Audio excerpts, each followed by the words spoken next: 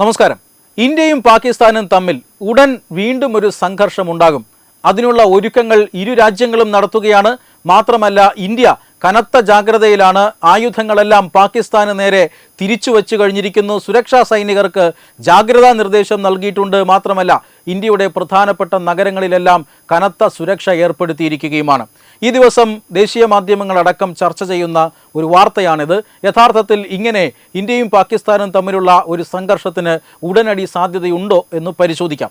അതായത് 4 ദിവസങ്ങൾക്ക് മുമ്പാണ് പാകിസ്ഥാൻ പാർലമെന്റിന്റെ സംയുക്ത സമ്മേളനത്തിൽ പാകിസ്ഥാൻ പ്രസിഡന്റ് ആസിഫ് അലി സർദാരി ഇങ്ങനെ ഒരു പ്രസ്താവന നടത്തിയത്. ആ പ്രസ്താവന മറ്റൊന്നുമല്ല, അതായത് ഇന്ത്യ വീണ്ടും ഞങ്ങളെ ആക്രമിക്കാനായി പുറപ്പെടുകയാണ്. ഇന്ത്യ അതിനുവേണ്ടി ഒരുങ്ങുകയാണ്. ഓപ്പറേഷൻ സിന്ദൂറിന് ശേഷം വീണ്ടും പാകിസ്ഥാൻ കേന്ദ്രങ്ങളെ ലക്ഷ്യം വെച്ചുകൊണ്ട് ആക്രമണം നടത്താൻ ഇന്ത്യ തയ്യാറെടുക്കുന്നു. പക്ഷേ ഞങ്ങൾ അതിനെ അനുവദിക്കില്ല. ഞങ്ങൾ സമാധാനം കാംക്ഷിക്കുന്ന ഒരു രാജ്യമാണ്, സമാധാനത്തിന് വേണ്ടി ശ്രമിക്കുന്ന ഒരു രാജ്യമാണ്. അതുകൊണ്ട് ഈ ഘട്ടത്തിൽ ഇന്ത്യയോട് മര്യാദയ്ക്ക് മുന്നറിയിപ്പ് നൽകുകയാണ്. ഈ ആക്രമണ ഉദ്ദേശത്തിൽ നിന്ന് ഇന്ത്യ പിന്മാറണം, ഇല്ലെങ്കിൽ പ്രത്യാഘാതം ഗുരുതരമായിരിക്കും. സമാധാനമാണ് വേണ്ടത്.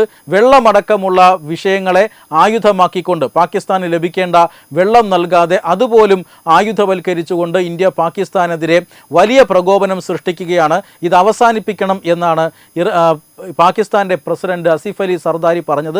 അതും പാകിസ്ഥാന്റെ പാർലമെന്റിലാണ് പറഞ്ഞത്. അതായത് ഇദ്ദേഹം ഇത് പറയുമ്പോൾ പാകിസ്ഥാൻ പാർലമെന്റിനകത്ത് ഭരണവിരുദ്ധ മുദ്രാവാക്യങ്ങൾ ഉയരുകയാണ്. അതായത് പാകിസ്ഥാന്റെ മുൻ പ്രധാനമന്ത്രി ഇമ്രാൻഖാൻ ഇപ്പോൾ ജയിലിലാണ്. അവരാണ് പാകിസ്ഥാന്റെ ഇപ്പോഴത്തെ പ്രധാന പ്രതിപക്ഷം. ഈ പ്രതിപക്ഷ മെമ്പർമാരെല്ലാം അല്ലെങ്കിൽ പ്രതിപക്ഷ അംഗങ്ങളെല്ലാം പാർലമെന്റിൽ എണീറ്റ് നിന്ന് പ്രസിഡന്റ് സർദാരിക്കെതിരെ വലിയ മുദ്രാവാക്യം വിളിക്കുകയാണ്. ഇമ്രാൻഖാനെ മോചിപ്പിക്കണമെന്ന് ആവശ്യപ്പെട്ടുകൊണ്ട് അവർ വലിയ ബഹളമുണ്ടാക്കുകയാണ്. എന്ന് പറഞ്ഞാൽ രാഷ്ട്രീയമായി വലിയ തിരിച്ചടി, രാഷ്ട്രീയമായി വലിയ ഭരണവിരുദ്ധ വികാരം ഇതൊക്കെ പാകിസ്ഥാൻ ഭരണകൂടം നേരിടുന്നുണ്ട്. ആ പ്രതിഷേധത്തിൻ്റെ നടുവിൽ നിന്നുകൊണ്ട് പാകിസ്ഥാൻ പറയുകയാണ്, ഇന്ത്യ നമ്മളെ ആക്രമിക്കാൻ വരുന്നുവെന്ന്. എന്ന് പറഞ്ഞാൽ പാകിസ്ഥാൻ രാഷ്ട്രീയം ഛിന്ന ഭിന്നമായിരിക്കുകയാണ്. അവിടെ ഒരു ഏകോപനം ആവശ്യമാണ് എങ്കിൽ, സർക്കാർ വിരുദ്ധ പ്രക്ഷോഭങ്ങൾ ഇല്ലാതാകണമെങ്കിൽ ഇന്ത്യ ഞങ്ങളെ ആക്രമിക്കാൻ പോകുന്നു എന്നൊരു തോന്നൽ ഈ പറയുന്ന ആളുകൾക്കിടയിലൊക്കെ ഉണ്ടാകേണ്ടത് അത്യാവശ്യമാണ്. മറ്റൊരു പ്രധാനപ്പെട്ട കാരണം, ഇറാനും അതുപോലെ തന്നെ അമേരിക്കയും തമ്മിലുള്ള യുദ്ധമാണ് ഇപ്പോൾ ലോകമെമ്പും ചർച്ചാ വിഷയമായി കൊണ്ടിരിക്കുന്നത്. ഈ സംഘർഷം ഇപ്പോൾ നടക്കുന്നില്ലായിരുന്നുവെങ്കിൽ തീർച്ചയായും ലോകം ഇപ്പോൾ ചർച്ച ചെയ്യുന്ന വിഷയം പാകിസ്ഥാനും അഫ്ഗാനിസ്ഥാനും തമ്മിലുള്ള യുദ്ധമായിരുന്നേനെ. കാരണം കനത്ത ആക്രമണങ്ങൾ അങ്ങോട്ടും ഇങ്ങോട്ടും കഴിഞ്ഞ കുറേ നാളായി പാകിസ്ഥാനും അഫ്ഗാനിസ്ഥാനും തമ്മിൽ നടക്കുന്നുണ്ട്. പാകിസ്ഥാനിനുള്ളിലെ ഭീകരവാദ സംഘടനകളെ പാലൂട്ടി വളർത്തുന്നത് അഫ്ഗാനിസ്ഥാനിലെ താലിബാൻ ഭരണകൂടമാണ് എന്ന് ആരോപിച്ചുകൊണ്ട് പാകിസ്ഥാൻ അഫ്ഗാനിസ്ഥാൻ്റെ പരമാധികാരത്തെ വെല്ലുവിളിച്ചുകൊണ്ട് അതിർത്തി കടന്ന് ആക്രമണം നടത്തുകയാണ്. എന്നാൽ ആ ആക്രമണത്തിന് തിരിച്ചടി ഉണ്ടാവില്ല എന്നാണ് പാകിസ്ഥാൻ കണക്ക് കൂട്ടിയത്. പക്ഷേ പാകിസ്ഥാൻ്റെ കണക്ക് കൂട്ടലുകൾ തെറ്റിച്ചുകൊണ്ട് ഇസ്ലാമാബാദ് വരെ അഫ്ഗാനിസ്ഥാൻ താലിബാൻ ഭരണകൂടത്തിൻ്റെ വ്യോമാക്രമണം എത്തി എന്നുള്ളതാണ്.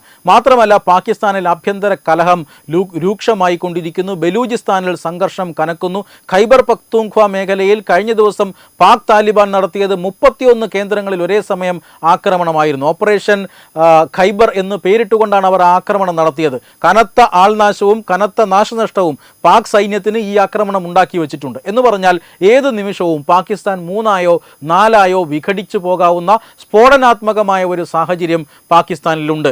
പാകിസ്ഥാന്റെ സമ്പദ് വ്യവസ്ഥ അതീവ മോശമാണ്. പാകിസ്ഥാനിലെ രാഷ്ട്രീയം അത് കലങ്ങി മറിയുകയാണ്. പാകിസ്ഥാനിൽ വിഘടനവാദം ശക്തി പ്രാപിക്കുകയാണ്. ഈ സാഹചര്യത്തിൽ പാകിസ്ഥാനകത്ത് സംഭവിച്ചുകൊണ്ടിരിക്കുന്ന ഒരു മോശം കാര്യത്തിനും യാതൊരു വിധമായ പരിഹാരവും കാണാൻ പാക് ഭരണകൂടത്തിനോ പട്ടാളത്തിനോ സാധിക്കുന്നില്ല. ഈ സാഹചര്യത്തിൽ ഇന്ത്യ വിരുദ്ധ വികാരം അത് ഇളക്കി വിടുക മാത്രമാണ് പാകിസ്ഥാനിൽ കരണീയമായിട്ടുള്ളത്.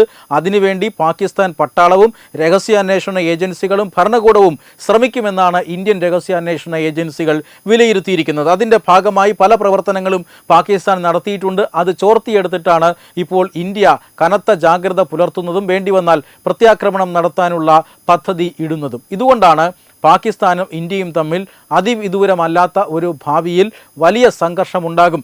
ഓപ്പറേഷൻ സിന്ദൂർ മാതൃകയിൽ ഒരു വലിയ സംഘർഷമുണ്ടാകും എന്ന് വിദഗ്ധർ വിലയിരുത്തുന്നത്. മാത്രമല്ല, അങ്ങനെയൊരു യുദ്ധമുണ്ടായാൽ അത് ഓപ്പറേഷൻ സിന്ദൂർ പോലെ അത്രമാത്രം മൃദുവായിരിക്കില്ല. അത് കനത്ത ആക്രമണം തന്നെയായിരിക്കും. പാകിസ്ഥാനെ ഭൂപടത്തിൽ നിന്നും ഇല്ലാതാക്കുന്ന ആക്രമണം തന്നെയായിരിക്കും എന്ന് ഇന്ത്യയുടെ സേനാ വിഭാഗങ്ങളും ഇതിനോടകം തന്നെ പല പ്രാവശ്യം മുന്നറിയിപ്പ് നൽകി കഴിഞ്ഞിരിക്കുന്നു. വെബ് ഡെസ്ക് തത്തുമൈ ന്യൂസ്.